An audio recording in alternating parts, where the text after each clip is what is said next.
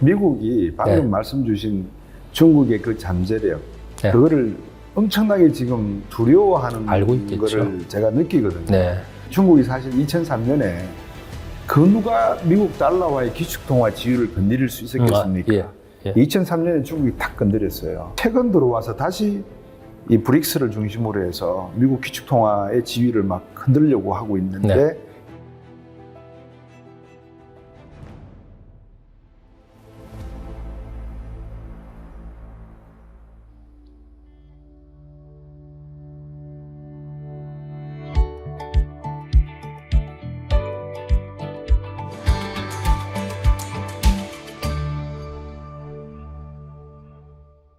안녕하십니까. 경제마스터의 곽수종입니다. 오늘은 여러분들 보시기에 최근에 미국 경제가 워낙 주식시장이 이렇게 출렁거림이 많으니까 미국 말고 다른 데 투자할 수 있는 데가 없을까? 또 미국 트럼프 대통령의 경제정책이 과연 그 목표가 어디에 있느냐라고 창끝이 어디를 향하고 있는가를 놓고 보면 제가 중국 일수다 이런 말씀을 많이 드렸습니다. 그래서 오늘은 여러분에게 중국 이야기를 좀 해드릴까 싶어서 이 대한민국에서 사실 중국 전문가라고 하는 분들이 많이는 계시는데 현지에 계시면서 현지를 탐방하시고 현지를 경험하시고 현지의 경제를 제대로 읽어내시는 분들이 이렇게 많지는 않습니다. 근데 오늘 공항에서 내리자마자 바로 그냥 모시고 와서 제가 경제마스터 곽수정의 중국 경제에 대한 말씀을 좀 나누고자 신영광 대표님을 모셨습니다. 안녕하십니까? 예, 안녕하십니까? 이왕 이렇게 G2가 모였으니까 네. 저는 이제 미국 전문가라고 소위들 알고 계시고 또 우리 신 대표님은 중국 전문가라고 알고 계시니까 뭐 누가 어떻게 진행한다기보다도 서로가 이제 미국 쪽의 입장이 되어서 또 중국 쪽의 입장이 되어서 이렇게 서로 한 번씩 이렇게 티키타카를 하면은 어떨까 싶은 생각이 들거든요. 좋습니다. 예, 그래서 요즘은 이제 트럼프 대통령에 대한 생각은 제가 지난번 저희 학습 시간을 통해서 제가 그렇게 말씀을 드렸어요. 맥키니 대통령을 잘 보셔라. 그러면 트럼프 대통령의 시작과 끝은 어쩌면 미국 25대 대통령인 맥키니 대통령의 시작과 끝처럼 될 수가 있다라는 그 이제 힌트, 나머지 해석을 드렸거든요. 제 나름대로. 그래서 이제 트럼프 대통령이 영토 문제라든지 관세 문제라든지 그리고 트럼프 대통령을 지지하고 있는 세력들 빌리언네어들 이런 재벌들이 뒤에 있다는 배경까지 말씀을 드렸고 맥키니 대통령 때 미국 경제가 사실은 뭐 독과점 문제라든지 여러 가지 이제 이슈들이 불거져 나오다가 이 양반이 이 두 번째 연임할 때 불과 몇 개월 만에 암살을 당해서 돌아가시고 바로 부통령이었던 시어도어 루즈벨트 대통령이 올라옵니다. 그러면서 이제 시어도어 루즈벨트 대통령이 미국의 근대 어떤 자본주의를 할까요? 그 셋업하는데 초석을 놨다. 저는 그렇게 이제 해석을 해드렸거든요. 상당히 지금 미국도 역사가 반복한다는 걸 가정을 하면 좀 뭐라 그럴까요? 격변기에 지금 들어가 있을 것이다. 그러니까 우리가 미국을 이해할 때 격변기에 들어있는 미국으로 봐야지 지금까지 이해오던 정상적인 미국의 그 모습을 보고 미국에 실망하거나 낙담하면 안 된다. 제가 그렇게 보고 있거든요. 중국도 제가 보기에는 지금 시진핑 주석이 3기째죠. 예, 3기 넘어왔습니다. 그럼 4기 갈까요? 뭐 말씀하신 대로 역사는 항상 뭐 예측치 못한 일이 발생할 수 있으니까요. 그거는 모르겠지만 만약 이제 그 화제부터 제가 말씀을 드린다 그러면 지금으로 봐서는 4연임을 갈 가능성이 굉장히 높지 않을까 그렇게 봅니다. 이제 뭐 제가 이제 정치학자는 아니지만 현장에서 느끼고 있는 것은 아직까지는 대체 불가능한 존재이고 또 그쪽의 레짐으로 볼 때는 트럼프는 사실 아까 말씀하신 대로 빌리언네어들의 어떤 전폭적인 지지를 받는다 그러면 시진핑 같은 경우는 거꾸로라고 보시면 될 것 같습니다. 그러니까 기층 그리고 농민 이런 중저계층에서 볼 때는 시진핑이라는 존재에 대해서는 뭐 상당한 그런 의존도가 있고요. 그래요? 그리고 이제 어찌 보면 그런 원탑이 뭔가 변화가 있으려고 그러면 그만한 세력이라든가 그런 동기가 있어야 될 텐데 그런 동기가 최근에 조금 줄어든 거 아닌가 하는 생각은 저는 합니다. 그러니까 과거에는 여러 가지 경기가 굉장히 이렇게 계속 하향하고 또 군부에서도 여러 가지 문제가 있었고 외부에서도 어떤 세력이 압박을 하고 바이든 시절에 그런 거에 비해서는 지금은 외려 여러 가지 어떤 그 가변적인 변수들이 조금은 더 집중이 되거나 조금은 이제 이 가지가 처져가고 있는 그런 상황인 걸로 저는 이해가 되는데, 그렇다고 보면 그 정권이 흔들린다거나 이런 거보다는 그것이 이제 응집이 돼서 어떤 새로운 어떤 그 돌파를 할 것이냐. 근데 뭐 다들 요즘 최근에 너무도 이제 화제가 되고 있는 딥시크로부터 시작된 그런 나비, 날개짓 이런 부분들이 오히려 공산당 그리고 그쪽의 체제에는 상당히 하나의 어떤 이 버팀목 역할을 하고 있는 것 같다. 그래서 박사님 말씀하신 대로 이제 미국 쪽의 그런 트럼프의 이런 그 예상을 하셨지만, 예.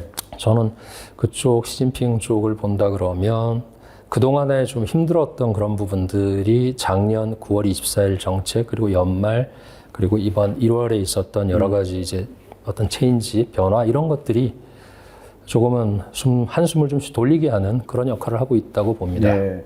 제가 8월 달에 이제 중국을 한번 갔을 때 네. 중국 현지 분들을 만나 뵙고 네. 여쭤봤어요. 왜 중국은 초고령화 사회에 이렇게 대책이 안 나오느냐. 네네.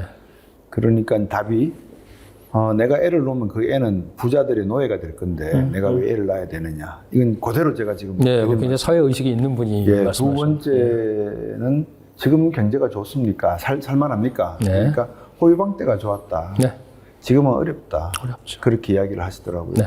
그래서 중국 경제가 뭐 딥식 말씀도 하셨고 또 경기가 이제 한 자릿수로 내려왔단 말입니다. 성장률이. 네. 그럼 중국 정부도 바보가 아닌 이상에 거기에 뭐 우수한 인재가 얼마나 많습니까? 네. 그러면 경제 개방을 78년도에 하고 한 40년이 지나고 나면 성장률도 두 자리에서 한 자리로 떨어지게 될 것이고 다 예측을 했을 거란 말이죠. 예, 그렇죠. 그러면 지금 이제 5% 정도가 알맞는 중국의 캐파의 내용이라고 하면 이제 중국으로 시진핑 주석으로서는 새로운 어떤 추동력, 네. 그걸 끄집어내야 될 때가 아닌가 싶거든요. 그래서 제가 이번에는 어디를 갔다 왔냐 그러면 청두로 갔다 왔어요. 네.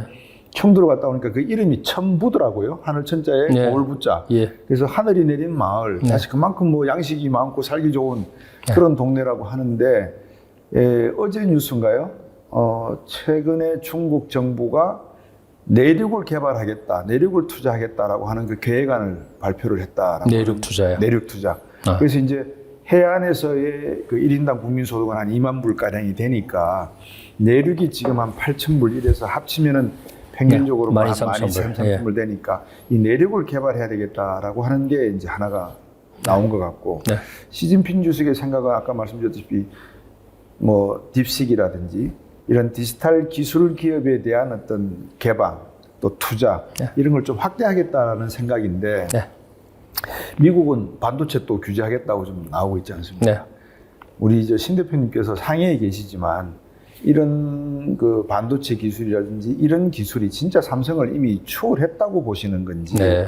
아니면은 중국의 새로운 동력, 시 주석이 보시기에 중국이 새로운 전략을 세운다면 지금은 어떤 전략을 세우고 있다고 봐야 됩니까? 네, 먼저 그 중서부 개발 관련해서는 네. 2001년도에 나왔던 서부대 개발이 지금까지 이어지고 있고요. 네. 그 연장선상에서 안에서는 서부대 개발이고 바깥쪽에서는 1대1로가 지금 이제 연장으로 추진되고 있고, 이제 바닷길 실크로드도 가고 있고요. 그래서 그런 어떤 지속적인 전략은 비중의 문제이지 완전히 끊어졌던 적은 없다. 제가 그렇게 말씀드릴 수 있을 것 같고, 제가 어제 나왔다고 이제 말씀하신 네. 중부 개발 이쪽은 제가 그걸 이제 리서치는 못했지만 네. 뭐 그 연장선상에 있을 걸로 봅니다. 그리고 그것은 분명히 동부 연해안 지역은 이미 아까 말씀하신 대로 2만 불이 아니고 어찌 보면은 그쪽에 4억의 인구는 평균적으로 3만 달러 이상이 된다고 봅니다. 상해는 더 되고요. 예. 그러니까 중국을 나눠놓고 봐야 되는 이유가 거기 있는데, 저는 31개 성은 너무 과장됐지만 네. 적어도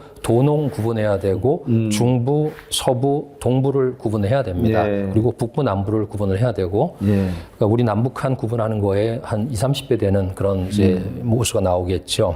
근데 그렇게 보신다 그러면 그거는 아까 말씀드린 대로 시진핑을 절대적으로 지지하는 중 그리고 네. 저계층에 대한 집중이 될 텐데, 예. 다시 돌아가서 지금 시진핑이 그럼 과연 뭘 했느냐? 저는 시진핑이 올라온 게 2012년인데 그때부터 추진됐던 것이, 저희는 미국의 압박에 의해서 굉장히 비난의 어떤 시각으로 봤던 제조 2025가 있지 않습니까? 네. 그거 자체가 금년이 끝나는 날이 해잖아요. 그렇죠. 네. 그리고 이제 금년이 14차 5개년 계획이 끝나는 해고 내년에 15차 5개년 계획이 시작이 되는데 그 2025 계획에 들어가 있는 10대 테크의 250개 세부 섹터 기술 중에서 85%가 이미 완성이 됐다고 봅니다. 네. 그것은 저희가 보는 게 아니라 사우스 차이나 모닝 포스트라든가 네. 해외에 있는 언론들에서도 그걸 갖다 쓰고 BBC가 얼마 전에도 이제 그걸 뉴스화 시켰었는데 그거는 무슨 얘기냐면 시진핑이 지금까지 했던 거는 제가 볼 때 그걸 갖다가 저도 이제 중간에서부터 보기 시작했던 것 같아요. 처음에는 그냥 이 시멘트라든가 아니면 삽질 그런 경제로 보다가 나중에는 부동산을 찍어 누르면서 이게 성장 엔진이 두 개밖에 없던 나라인데 하나는 정부 투자하고 하나는 부동산이었는데 둘 다 지금 빠그러진 게 4, 5년 전이거든요. 네. 근데 부동산을 어느 정도 1, 2년 지나면 풀어주는 게 그쪽의 상례였는데 예. 끝까지 오면서 지금 4년째 접어들고 있거든요. 네. 그러면서 이쪽 엔진을 완전히 꺼트리지는 못하겠다고 한 게 작년 9월 24일이었고 그리고 나서 9월 26일 날 정치국회의에서 부동산 올리지는 않지만 내리는 걸 막아라 이런 예. 얘기를 했었죠. 시진핑이.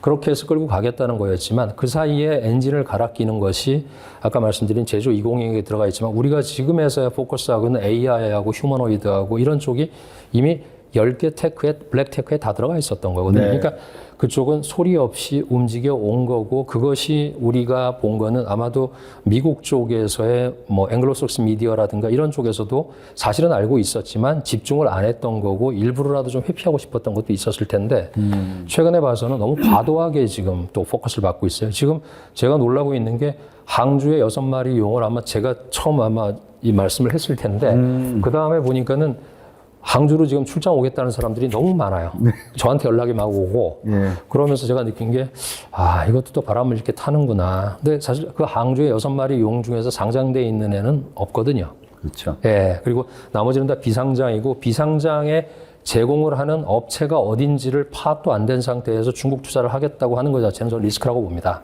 그래서 그런 것들을 보면서는 이거는 분명히 이제 뭐 한국의 증권사라든가 한국 증권사는 사실 그런 개파가 안 된다고 봅니다. 저는. 네. 근데 아무래도 이제 글로벌 홍콩에 포지션을 하면서 상하이에 이 헤드쿼터를 두고 있는 외적의 증권사 이런 쪽에서는 이미 그쪽에 대한 리서치가 끝난 상태에서 그걸 가지고 좀 이렇게 붐업을 시키고 있는 것 같고 좀 얘기가 이제 벗어났는데 그동안에 했던 일은 부동산과 정부 그리고 그 외에 이제 앞으로 10년 또는 뭐 짧게 보면 5년간의 과연 중국 경제를 어떻게 끌고 갈 것이냐에 대해서 자기들도 답이 없었지만 계획은 있다. 왜냐하면 그 국가가 계획 국가 아니겠습니까? 네. 근데 그 계획이 실현되고 안 되고는 모르는 거였지만 딥식이 좀 어느 정도의 증명을 하고 있는 그런 과정에 있고 근데 중요한 거는 딥식은 사실 공산당에서는 거의 몰랐던 존재라는 게 제가 판단하고 있는 사실입니다. 그러니까 그냥 그대로 두면 그냥 분위기만 만들어주면은 그런 뭐 천재는 아니겠지만 어쨌건 그런 이 아웃라이어들이 나올 텐데 네.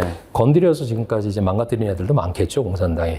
그러니까 그걸 이제 어떻게 봐야 될지는 또 다른 사람들이 보겠지만 제가 판단할 때는 그렇습니다. 그러니까 어떤 변화가 지금까지와는 다른 모습으로 나타나고 있다. 그거에 저는 조금 더 기대를 하고 있습니다. 제가 대구를 한번 내려가면서 최근입니다. 그러니까 네. 이게 2월 한 초순쯤 되는데요. 대구에 강연 계획이 있어가지고 내려가다가 네. 그 신문을 있어서 경제신문을 하나 뽑았거든요. 뽑으니까 중국의 6마리 용. 그러면서 이제 방금 말씀 주신 AI에 관련된 주요 기업들을 쫙 정리를 했어요. 네. 제가 참 이 답답한 친구들이다. 이거를 딥식이 나오기 전에 미리 그렇죠. 기사와 써서 중국이 지금 이렇게 가고 있는데 대한민국은 삼성 HBM 가지고 왈가왈부. 네. 예. SK 하이닉스 HBM 성공했다고 급구차냐. 지금 이 문제가 아니거든요. 네. 세계가 초격차의 시대로 가면서 중국이 지금 이 정도로 가고 있으니 빨리 우리도 뭐 하자라고 해도 시원찮을 판인데 터지고 나니까 이제 기사화 되더라고요. 아쉽죠. 아마 삼성에게 있었고 저도 삼성에 있어 봤으니까 뭐 아마 공감하실 수 있을 것 같아요. 삼성에도 저도 서프라임 이야기를 2년 전부터 해줬어요. 미국에서. 그 당시에요? 그 당시에 네. 서프라임. 안 봐요. 터져야 봐요. 그런 거 안 느끼십니까? 우리 신 대표님? 예, 맞습니다. 네. 아주 120% 공감드리고요. 제가 볼 때도 지금 딥식이라는 게 이제 포커스가 되긴 했지만 예. 저희 채널에서 그 전에 이제 딥식하고 제가 이제 중국 펀드 매니저하고 대담을 했던 게 있어요. 근데 그거 아무도 포커스 안 하거든요. 근데 터지고 나서 한 열흘 있다가부터 이제 이쪽에서 막 그 시작이 되는 걸 보면서 이게 역시 너무 빨리 가면은 따라가야 된다 그 생각을 제가 했었고요. 그게 첫 번째고 두 번째는 항주라는 데가 참 재밌는 데인 게요, 박사님. 아까 말씀드린 공산당이 안 건드리니까 잘 된다. 그 케이스의 대표적인 케이스고요. 네. 북경이나 장해만 해도 이 그립이 센데. 그렇죠. 예. 근데 이게 없는 지역 중에서 제일 자유로운 영혼을 가진 데가 절강성 항주고 그 항주 밑에 있는 원주라고 해서 걔네들이 그 원주 사람들이 중국에서 돈 제일 많은 사람들이라는. 근데 재밌는 거는 절강성에 있는 기업은 대부분이 중소 기업들이고요. 그 바로 옆에 있는 강소성은 대부분이 국유 기업입니다. 근데 두 개 경제가 중국에서 넘버 2, 넘버 3 정도 되거든요. 광동이 1위고. 그렇게 보시면 광동성은 홍콩이 밀어줘가지고 원래부터 이제 베이스가 높았던 지역이고, 그렇죠. 절강성은 개혁 개방할 때 거기에 향촌 기업가라 그래서 그 향촌 기업들이 제일 많이 나타났던 데가 절강입니다. 그래서 거기는 원래부터가 사회주의라든가 공산주의하고는 거리가 멀어요. 그러니까 굉장히 자유롭고 거기서는 내가 차라리 이 닭 머리가 될지언정 뱀꼬리는 안 되겠다는 지역이거든요. 그래서 아까 청도 말씀하셨지만 제가 알기로 첨부는 항주입니다. 그러니까 중국에서 공식으로 얘기하는 게 항주에서 살다가 유주관에 묻히는 게 이제 그쪽에서는 굉장히 이제 부자들이 사는 방식인데 유주관이 이제 관이 되게 좋나 봐요, 목재가. 이제 그런 항주에서는 가장 이제 다른 게 항주에서 대학을 졸업한 애들도 한 40%가 거기 남고 그게 이제 절강대 요즘 절대 강자인 절강대가 있고 북경대 청와대 나온 친구들도 항주 왔다가 눌러 앉을 확률이 40~50% 됩니다. 왜 그러냐면 북경만 해도 일단 집값이 비싸죠. 상해도 집값이 그런데다가 날씨 그리고 무엇보다 대학 졸업한 애들한테 그 주는 보조금, 석사 주는 보조금, 박사 주는 보조금이 이게 중국에서는 상상을 초월합니다. 그래서 박사를 졸업한 친구들한테는 그냥 원타임으로 2천만 원을 줘요. 그러니까 우리 학생들 졸업하고 2천만 원 주는 그런 도시 없습니다. 없죠. 거긴 그렇고 아마 학부생이 3만 원인가 그렇고 석사생이 5만 원인가 그런데 그거면 사실 1년 이상의 렌트 피가 나오거든요. 그렇게 해서 남길 친구들을 남겨놓고 그 애들이 실패를 하더라도 다시 한번 트라이를 할 수 있게끔 만들어주는. 근데 항주가 그런 것들이 갖춰진 게 사실은 저희가 좀 우려하고 걱정했었던 알리바바가 시작을 했던 거고 알리바바가 항주에서 이제 포지션을 하다 보니까 그런 어떤 라이트 에셋을 가진 인터넷 쪽의 인더스트리들이 쫙 퍼지면서 심천만 해도 션전만 해도 이제 DJI라든가 화웨이 이런 애들이 있는데 걔네들은 이제 이건 하드 에셋 인더스트리지 않습니까? 항주는 확실히 라이트고 북경은 굉장히 관치고 상해는 다 섞여 있는데 제가 있고 또 그 포동이라는 장강 지역에도 로봇 회사들이 굉장히 많이 있는데 그거와 비교해서는 또 다른 컬러가 있어서 그래서 그런 것들이 지금 곳곳에 있기 때문에 제가 판단할 때는 이제 그 석세스 스토리가 나오면서 나머지가 아리까리하던 애들이 지금 이제 어떤 컨빅션을 가지고서 이제 다시 할 수 있는 이런 분위기가 지금 중국에 형성되고 있는 게 우리한테 유리할지 아니면 우리한테 불리할지 그 부분은 뭐 박사님께서 좀 판단해 주시면 될 것 그건 신 대표님께 제가 여쭤봐야 될 일이에요. 사실은 왜냐하면 미국이 방금 말씀 주신 중국의 그 잠재력 그거를 엄청나게 지금 두려워하는 알고 있겠죠. 거를 제가 느끼거든요. 왜냐하면 2006년부터 중국이 사실 2003년에 그 누가 미국 달러와의 기축통화 지위를 건드릴 수 있었겠습니까? 2003년에 중국이 탁 건드렸어요. 그래서 오펙 회원국들하고 프랑스 몇 개 국가들하고 이렇게 해가지고 바스켓 제도로 한번 기축통화를 바꿔보자라고 했다가 이게 틀어지면서 서프라임 이어지고 막 했다가 이제 기축통화 이야기가 쭉 들어갔는데 2006년도 돼가지고 중국에 대해서 위안화 절상 45%를 하라고 미국이 막 압력을 집어넣었거든요.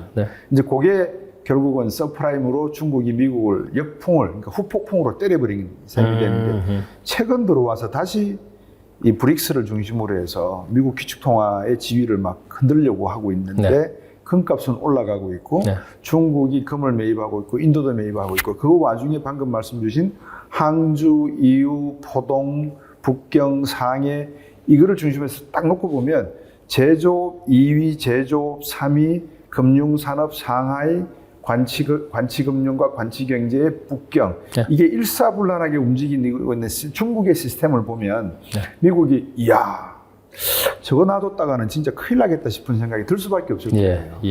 그래서 저는 진짜 궁금한 게 네.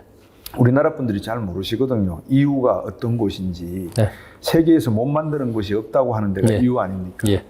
거기다가 포동 말씀을 주셨고 그다음에 휘상도 있고 진상도 있고 이 중국의 사실 역사를 따고 들어가면 서양처럼 하나의 시스템 하이라키가 없어서 그렇지 하나의 하이라키를 만들면 미국을 능가할 수 있는 잠재력은 중국이 엄청나다고 저는 생각을 하는데 대표님이 중국에 쭉 계시면서 보시기에 중국이 과연 그러한 패권, 우리가 이제 패권으로 표현하는데 생각을 하고 들어가는 겁니까? 아니면은 우리의 세상은 그냥 우리끼리 살 테니까 오고 싶으면 오고 말고 싶으면 말아라. 뭐 어떻게 하는 상황인 것 같습니다. 예, 그거는 박사님께서 이제 휘상 진상까지 이렇게 말씀하시니까 와, 참 중국 공부 정말 아닙니다.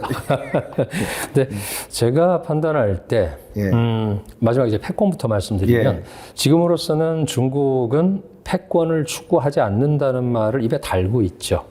예, 아래 위로 다 그렇고. 그리고 실제 제가 아마 전화번호에 중국 친구들이 한국 친구들보다 훨씬 더 많습니다. 그리고 공산당도 많고 그쪽에 이제 민주당파 해가지고서 구삼학사 뭐 이런 이제 민주당파 8개 파가 있는데 걔들한테도 제가 농담으로 다 물어보면은 우리나라는 정치적인 의견들이 확실하지 않습니까? 그러니까 이제 이쪽이건 그렇죠. 자기 주장이 강한데 거기서는 공산당도 그렇고 다른 정당 친구들도 그렇고 수용성이 되게 높다는 거는 제가 평생을 제가 사실 이제 뭐 중국을 30몇 년을 왔다 갔다 하고 그러고 있지만 그런 측면에서는 이렇게 저도 한번 딱 잡아가지고서 한번 토론이라도 해보고 싶은데 잘 안 돼요. 그러면 저를 우습게 봐서 그럴 수도 있고 네가 뭘 아냐 뭐 이럴 수도 있는데 떠나서 그 친구들은 굉장히 유연하다. 근데 그게 바로 중국의 레짐까지는 모르겠지만 그 사람들의 장점인데 그게 이제 아까 말씀하신 체제라든가 그런 사람들의 인간성이라고 보면 제가 볼 때는 굉장히 유연합니다. 그런데 한 가지 유연하지 않았던 것이 휘상, 진상 말씀하셨지만 그쪽의 가장 큰 문제는 제가 볼 때 장사는 잘했는데 자본이 축적이 되지는 않았어요. 그렇죠. 예, 휘상, 진상 전부 다 그냥 오늘 먹고 죽자. 그리고 오늘 어디 좋은 거 있으면은 극도의 사치를 하고 3첩, 9첩을 두고 그렇게 살면서 자본이 축적이 안 됐던 거는 제가 볼 때 황제 때문이고 지금은 이제 그 황제가 다른 형태로 존재하고 있는 거고. 근데 그런 것들이 항상 저희가 볼 때는 쟤들은 안 돼. 근데 공산당의 문제가 아니고요. 그쪽은 원래 24대 4개 왕조가 황제가 성만 변하면서 계속 있었던 거기 때문에 역대 이 거상들이 자본을 축적 안 하고 부자 3대 안 간다는 말도 그래서 나왔을 거고요. 그렇다고 보면 휘상들이 있는 데 가면은 거대한 저택에 금괴를 다 재놓고서 거기서 제후처럼 왕처럼 살았지만 여차하면 튈 준비를 하고 있는 거고 그래서 북경에 안 산 거예요. 그래서 이제 그 수도에 안 살고 남경에 안 살고 이랬었는데 그런 것들이 지금 보면 한나라고 당나라고 쭉 내려오면서 계속 그랬던 거고 최근에는 보면은 그 사람들이 그 기업가들이 도망가는 지역이 이제 넓어진 거죠. 비행기 타고 날아갈 수 있고 그렇죠. 신분 받아가지고서 캐나다, 뭐 호주 갈 수 있고 하지만 그래도 지금 안 가고 있는 기업가들, 예를 들어 마윈도 그렇게 좀 한량처럼 이렇게 빠져 있었지만 이번에 다시 복귀했다. 그게 주는 시그널은 대단하기 때문에 근데 그거는 뭐냐면 다시 한번 마그나 칼타까지는 아니더라도 민간 기업인들에 대해서 니네들의 공로를 인정할 테니 앞으로 더 부자가 되라. 그 대신 뒤에 여지는 남겨놨죠. 그리고 이제 나중에 공동부유는 얘기는 안 했지만 먼저 선보하고 공부를 하자라는 얘기는 이번에 또 나왔어요. 2월 17일 날. 근데 톤이 굉장히 다운이 됐기 때문에 마윈이 그 다음에 뭐 얼마를 530억 달러인가 투자하겠다. 마윈이 아니죠. 알리바바가 투자하는 건데 그런 식의 어떤 쥐었다 놨다를 해주는 거 보면 제가 볼 때 동양에서의 어떤 그런 이 정치 체제 하에서 기업가들은 그런 존재인 거고 미국은 이제 박사님 너무 잘 아시지만 저쪽은 지금 빌리어네어 이상 되는 사람들이 나라를 움직이려고 하는 거고 이쪽은 그런 거를 아예 시도 안 먹히게끔 딱 차단한 거고. 근데 그게 어디가 맞고 틀리고의 문제는 제가 볼 때는 그 수용성의 문제인 것 같고요. 네. 예, 그래서 중국 쪽은 패권은 아까 말씀드린 대로 우리가 해석의 여지가 있고 더 유의 깊게 살펴봐야 될 문제이긴 하지만 네. 지금으로서는 그런 도광양회에 아마 좀 아쉬운 부분이 있었기 때문에 다시 도광양회로 가고 있는 거 아닌가. 네. 그러면서 우리는 우리대로 하겠다. 그게 이제 쌍순환해가지고 내수, 그다음에 이 민생 이런 쪽인데 확실히 작년 이후에 그쪽의 정책은 내수와 소비 쪽으로 바뀌었고 옛날처럼 생산과 수출이 아니고요. 외수가 아니고. 그거는 뭐 문건에서도 나오고 지도자들의 어떤 얘기에서도 나오고 시장에서도 그렇게 보고 있기 때문에 저는 그거 자체가 뭐 그쪽은 사실 이 한 사람이나 아니면 그 집단의 생각이 바뀌면 그걸 저는 정치에서 어떤 뭐라 그럽니까? 정권이 바뀌었다 저는 이렇게 보거든요. 네. 그러니까 왜냐하면 20년, 30년 한 사람이 하는데 태도가 바뀌면 조금 그것도 뭐 눈여겨봐야 될 거라고 보는데요. 그래서 저희 그 작년 이후의 변화의 그 과정에서 있었던 서프라이즈라 그럴까요? 네. 아니면 의외의 뜻밖의 사건들이 겹치면서 저쪽에서 볼 때는 시너지가 나고 있는 거고 미국 쪽에서 볼 때는 이게 아닌가 봐 이렇게 할 수도 있는 상황인 것 같고요. 저희도 조금 더 안 보던 걸 봐야 되는 그런 상황인 것 같습니다.